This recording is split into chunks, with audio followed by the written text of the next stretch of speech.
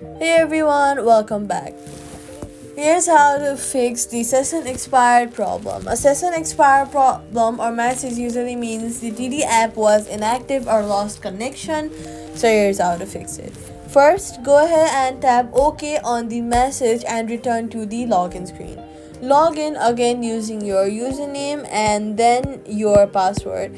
Make sure to type the username and password correctly while typing it. Make sure there is no caps lock and the numbers are right. After that, check your internet connection. Try switching between Wi-Fi and mobile data, and then if not possible, make sure that your connection is stable. Then avoid switching apps during login or transactions. If the sessions keep expiring, go ahead and open your app store, search for the TD Bank app, and then update your app. Updating your app ensures you have all the latest files and bug fixes, so make sure to update your app. After these steps, your TD Bank session should stay active without interruptions, and that's it. Subscribe for more quick fixes.